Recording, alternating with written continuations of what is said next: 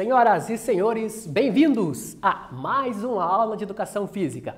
Aula essa que continuamos a tratar das lutas, né? Então já trabalhamos vários estilos de lutas, hoje também temos uma luta em específica, a luta essa presente dentro dos Jogos Olímpicos, né? Então já adiantei a vocês.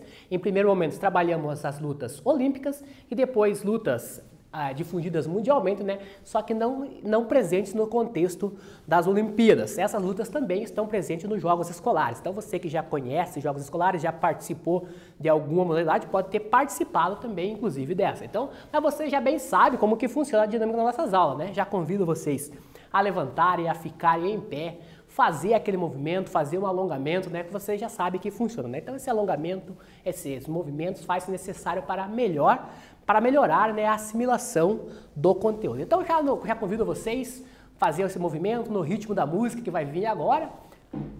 Já vai soltando braços, vai soltando pernas, vai aquecendo, dá aquela pequena carga na musculatura e fazermos o nosso alongamento. Então joga os braços à frente, braços atrás. Aí. Já coloca um braço ao peito e outro vira lá atrás, alonga o tronco, gira o tronco, peitoral.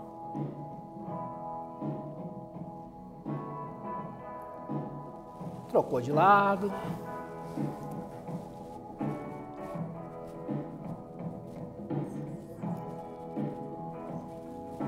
Aí, joga os ombros lá à frente. Ombros lá atrás.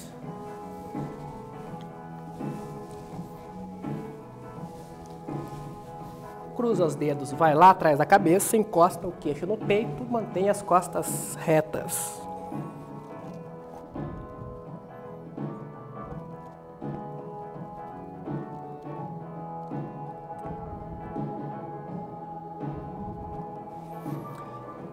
Olha para o teto.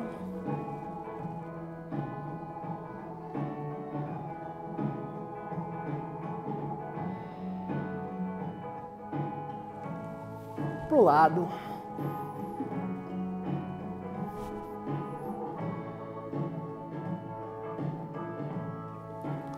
Pro outro.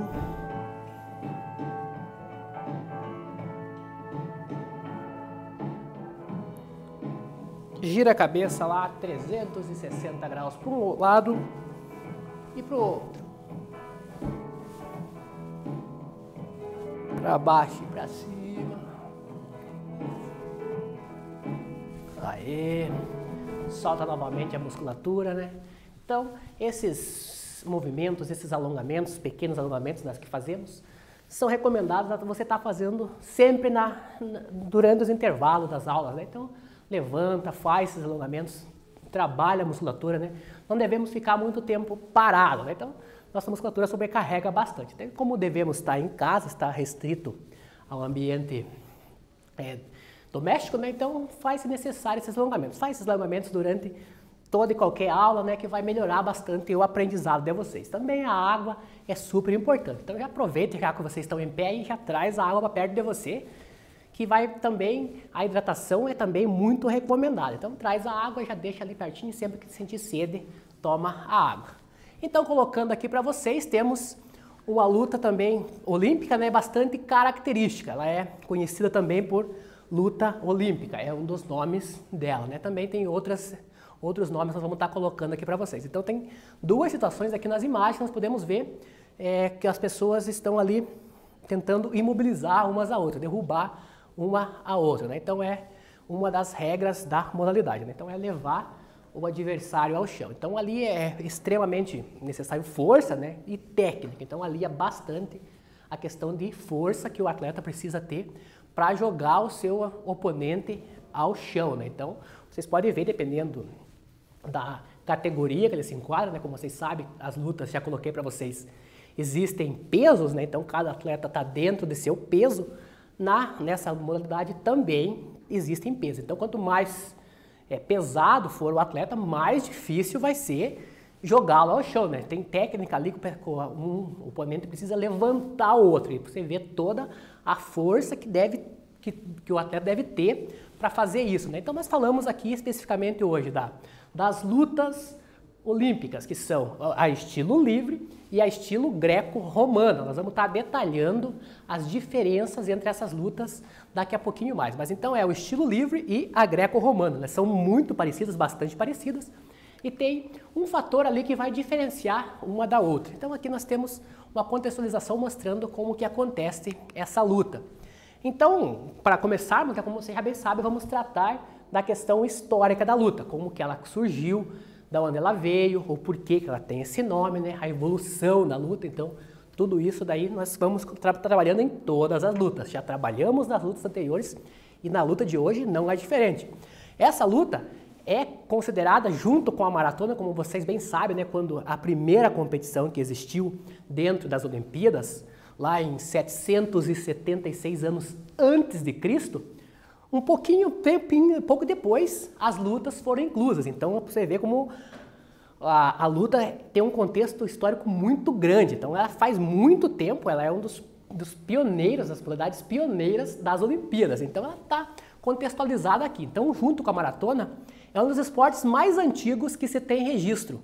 Acredita-se que a luta começou a ser praticada no período micênico da Grécia Antiga. Aí vocês têm que fazer um link com história, né? Faz lá civilizações antigas em história, vocês vejam como que aconteceu na Grécia Antiga, né? As evoluções dos povos, todos os costumes daqueles povos. Então, naquela época, já existia a competição de luta, a luta livre, né?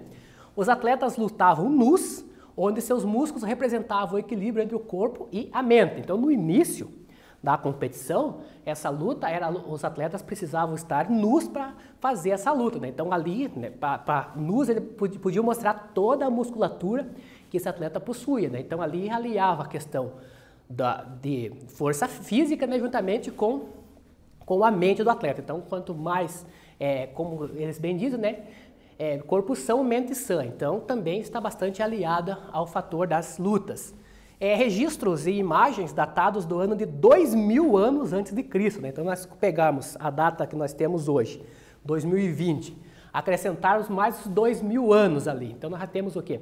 4.000 anos e 20. Então, são 4.000 anos, por mais de 4.000 anos, existem registros através de pinturas, né? Como vocês bem sabem que existem, que na antiguidade, né, eles conseguem retratar, fazer estudos e precisar ali a data mais ou menos de quando que aquela pintura foi feita. Então isso acontece também na luta. Então tem pinturas que retratam que ocorria essas lutas, né?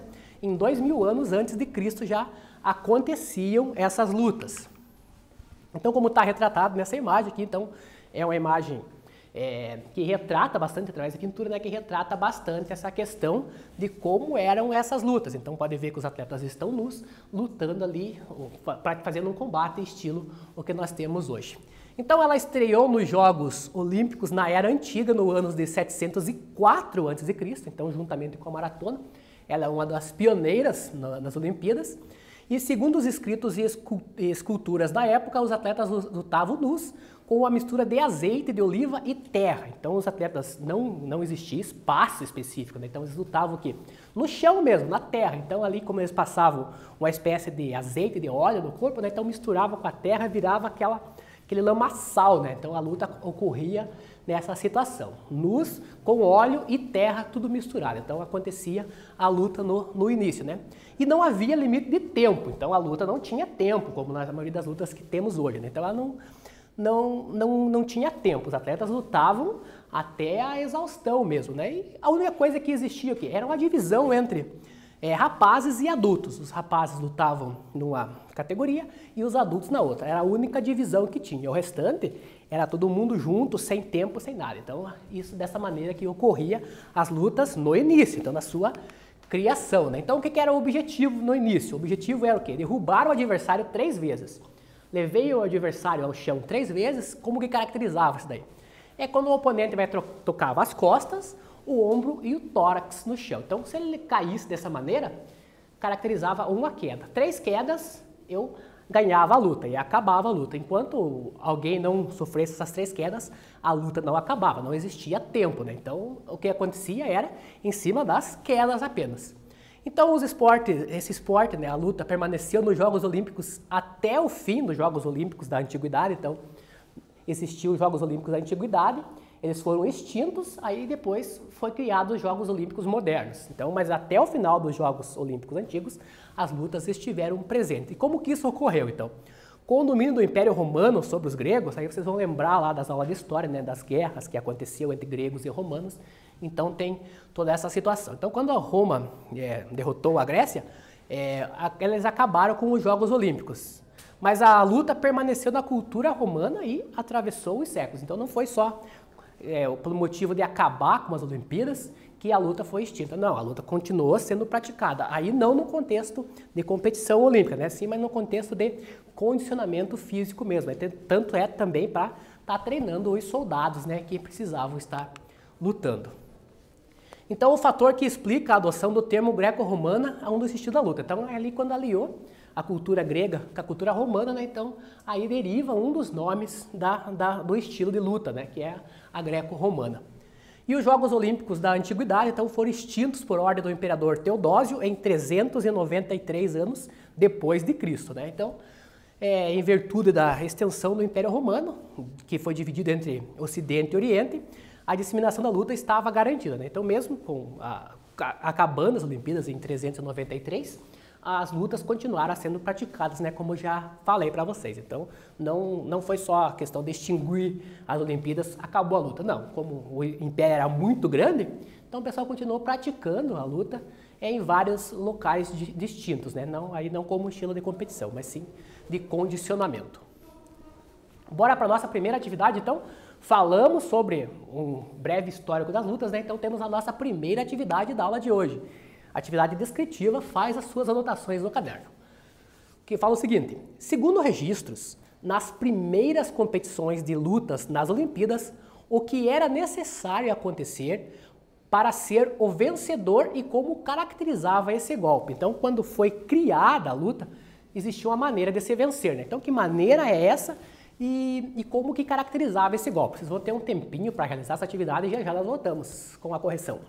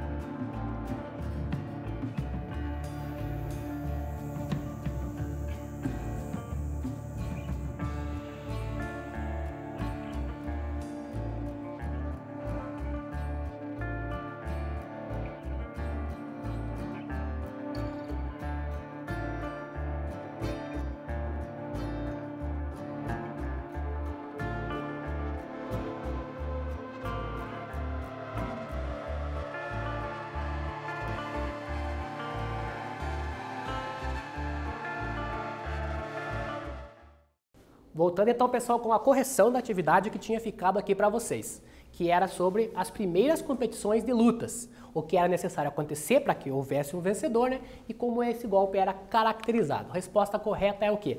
O objetivo era derrubar o oponente, o adversário, né, 3 vezes. Derrubei, ganhei a luta. E essa queda caracterizava como o quê? É quando o oponente tocava as costas, o ombro ou o tórax no chão, né? Então qualquer uma dessas partes que o oponente encostasse no chão caracterizava uma queda. 3 quedas, havia um vencedor. Então fica tranquilo, né? No início era desta maneira. Depois que as Olimpíadas foram extintas, né? As Olimpíadas da Era Antiga acabou, foi criada novamente em 1896, através do Barão de Coubertin, as Olimpíadas da Era Moderna. E nessas Olimpíadas da Era Moderna, a luta já esteve presente. Então a luta já começou a ser praticada também dentro das Olimpíadas da Era Moderna. Então ela foi considerada juntamente com a maratona, que foi a primeira modalidade olímpica que existiu, né? Então, junto com a maratona, a luta olímpica foi considerada o elo entre o passado e o presente, né? Então nós tínhamos o passado com as Olimpíadas da Era Antiga e no presente nós também, com as Olimpíadas da Era Moderna, a luta. Então a luta teve presente nos 2 momentos das Olimpíadas, Era Antiga e Era Moderna. Então o que ligava uma era à outra, a luta é considerada uma dessas ligações. Então, como nós sabemos, toda e qualquer modalidade há uma entidade que regulamenta ela. Então, como vocês já bem sabem, já viram nos esportes, já vimos nas outras lutas, a luta olímpica, estilo livre, estilo greco-romana, né, também tem as entidades que a regulamentam. Então, para regulamentar a luta a nível mundial, temos a United World Wrestling, que é a Federação Internacional de Lutas. Então é a entidade maior que regulamenta a luta a nível mundial. A entidade essa criada em 1912. No Brasil também nós temos a entidade que regulamenta a modalidade, que é a CBW, que é a Confederação Brasileira de Wrestling, que também é um nome em inglês, é um termo usado em inglês, né, para derivar essas lutas, para separar a luta daquela luta livre que a gente conhece e vê bastante na televisão, né? Então, para diferenciar essas modalidades, o pessoal utiliza bastante o termo wrestling, que deriva bastante, nós já vamos ver o que significa esse termo, que vai derivar o nome das lutas. Então, a Confederação Brasileira de Wrestling regulamenta a modalidade das lutas olímpicas no Brasil. Essa entidade foi criada em 1988 e como questão também, como estava presente nas Olimpíadas essa luta, né? Mas tem uma curiosidade, as mulheres começaram a praticar, a entrar nas Olimpíadas, né? Somente em 2004, então que elas entram no estilo livre. Então, para vocês verem o tempo que levou, até 2004, somente homens disputavam as lutas das Olimpíadas. Então, somente em 2004 que as mulheres entraram. Então, aí entrou a categoria feminina também nas lutas. E desde o início até 2004, somente os homens que disputavam. Então, as 2 entidades que regulamentam o esporte a nível mundial e no Brasil. Então, aqui está cada um dos símbolos dessas entidades. Como que acontece a luta? Então, a luta acontece nesse espaço aqui. Há um tapete, então escolhe-se o espaço onde vai ser disputado, há um salão ou um ginásio, okay? Coloca-se o tapete. É em cima desse tapete que vai ocorrer a luta. Então, o tapete é desta maneira aqui. Então, a luta acontece sempre o quê? Nesse espaço em azul escuro, aqui onde eu estou passando a mão. Então, ele tem o quê? 7 metros de diâmetro, é o tamanho total dele.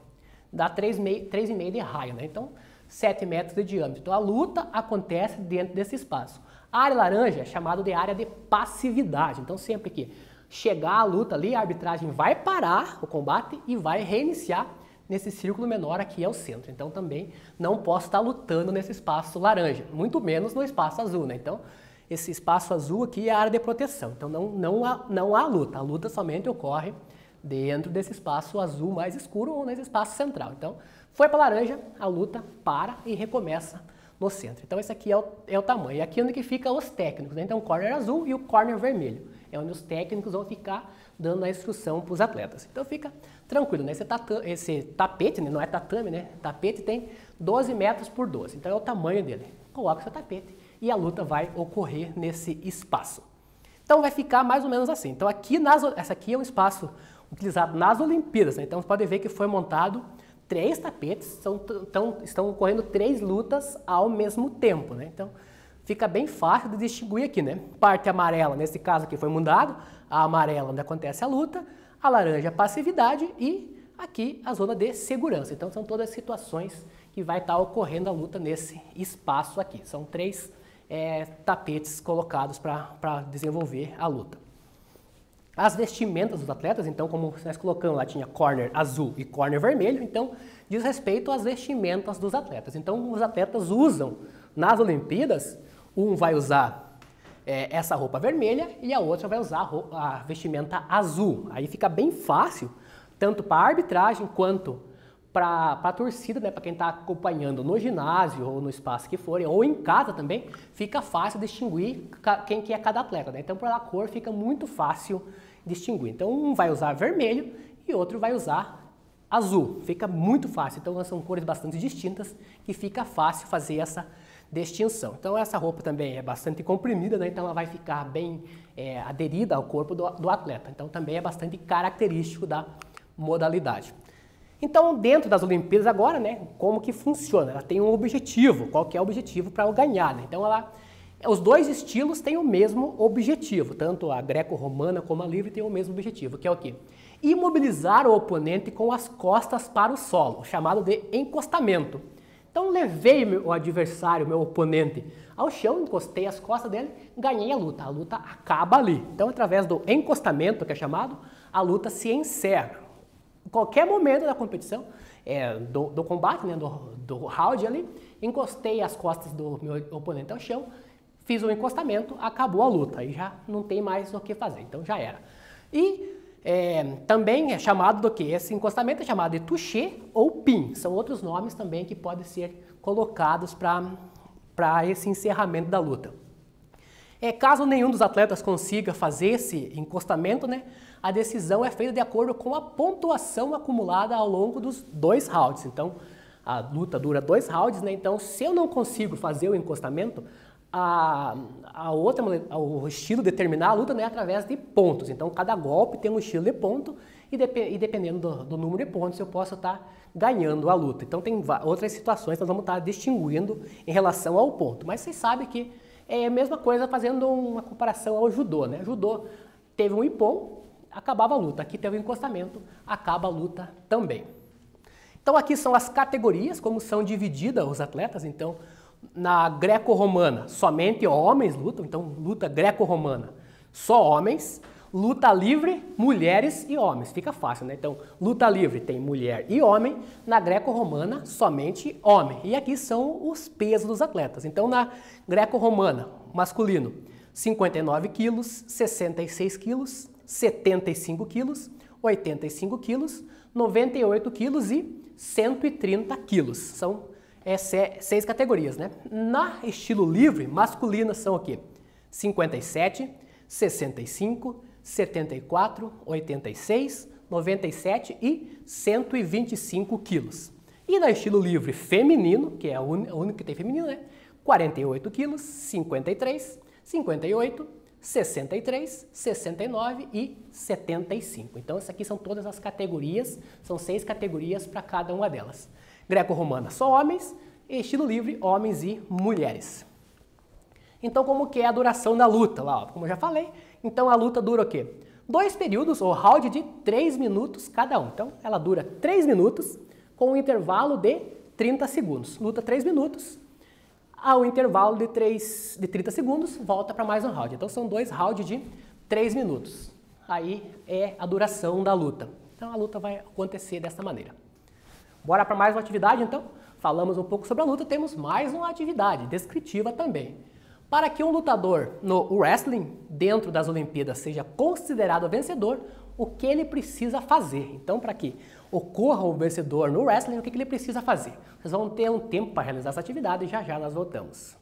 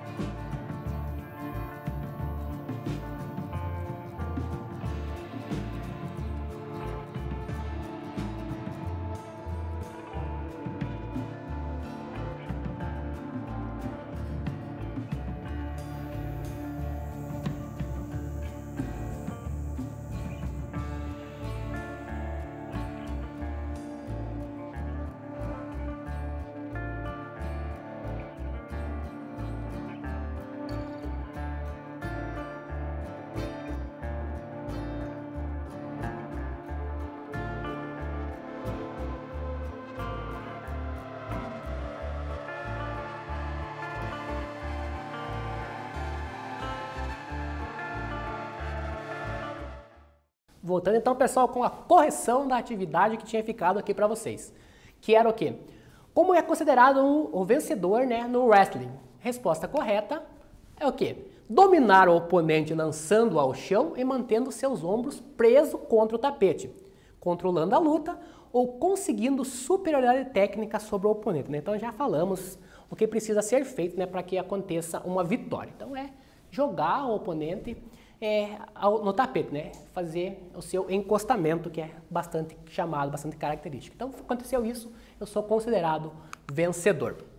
Mais uma atividade, dessa vez objetiva, bem tranquilo para vocês. Que é a seguinte: qual a duração máxima de um embate nas lutas olímpicas? Letra A, 2 rounds de 3 minutos cada. Letra B, 3 rounds de 1 minuto cada. Letra C, 3 rounds de 2 minutos cada. Ou letra D, 2 rounds de 2 minutos cada. Então é a duração da luta. Bem fácil para vocês. Vocês vão ter um tempinho para realizar. Já já nós voltamos.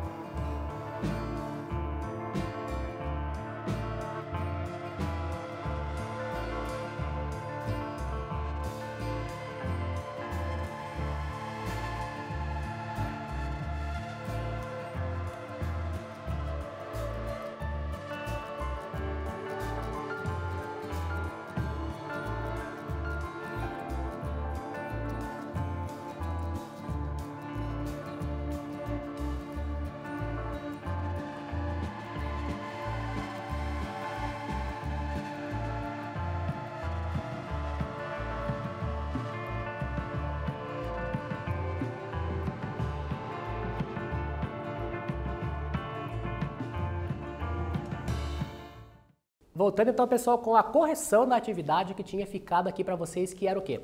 A duração máxima de um embate, né, nas lutas olímpicas, tanto na luta estilo livre quanto na greco-romana. Resposta correta, letra A. Isso mesmo, letra A fala o quê?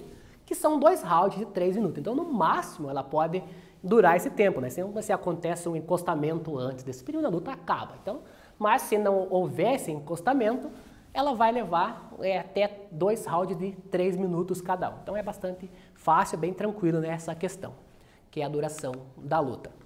Aqui a arbitragem, então como eu falei para vocês no início lá, que cada atleta usava uma roupa azul e a outra roupa vermelha, por quê? Porque a arbitragem também usa nos seus punhos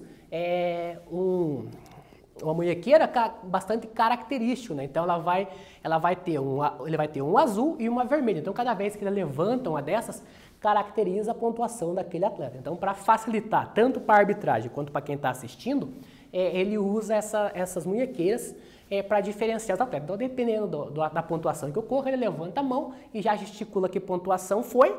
E o pessoal, os outros árbitros que estão no embate, né, já sabem de quem que foi aquele ponto. Então, como que é essa arbitragem? Eles são sempre em 3 árbitros, cada um tem uma função, né? Então, um vai controlar a luta, um vai registrar os pontos e há um chefe de tapete, né, que vai coordenar os dois. Então, tem um árbitro no tapete, tem um que vai controlar a pontuação e um chefe geral. Então, sempre que preciso for, os 3 vão tomar as decisões, né, dependendo das situações.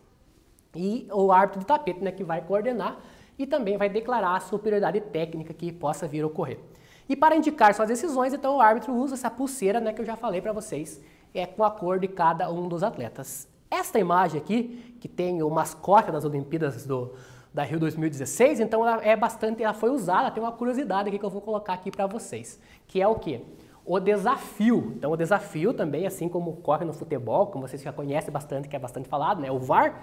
Então, na luta olímpica também existe o desafio. Então, como que funciona esse desafio? Então, sempre que ocorre a pontuação, se um dos técnicos não concordar com essa pontuação, ele joga um bloco de espuma no tapete, né? Então, nas Olimpíadas do Rio, não foi usado esse bloco de espuma, e sim o mascote das Olimpíadas. Então, cada vez que o árbitro, com a vestimenta da cor do atleta, né, o técnico jogava esse mascote ao tapete, né, a arbitragem sabia que ele estava fazendo um desafio, né? Então cada técnico pode fazer um desafio por round. Então ele não gostou da pontuação, não concorda, ele desafia. E a arbitragem vai nas imagens, revê as imagens gravadas pelas câmeras e toma a decisão.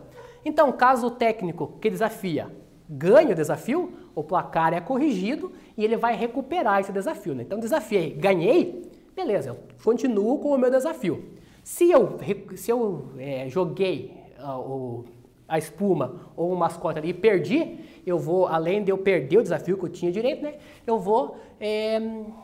o meu adversário vai ganhar um ponto técnico, né? Então não é sempre que eu vou poder estar fazendo esse desafio, né? Então tem que estar estudando em que momento que eu vou jogar. Se eu venço, eu permaneço com o meu desafio. Se eu perco, além de eu perder o desafio, eu também atribuo um ponto ao meu adversário. Então tem que estar tomando bastante cuidado nestes desafios. Bora para mais uma atividade, então? Mais uma atividade da aula de hoje, que é a seguinte.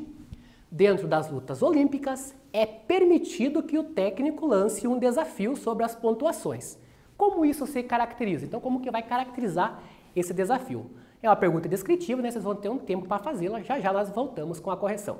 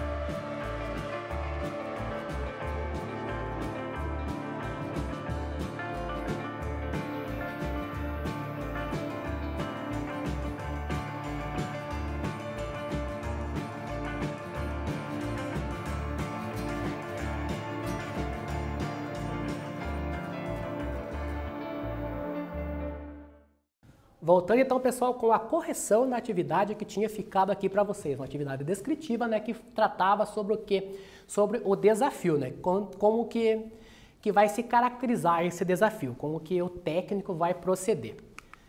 Então, a resposta correta é o quê? Então, cada técnico pode lançar apenas um desafio por round, então tem essa situação, né?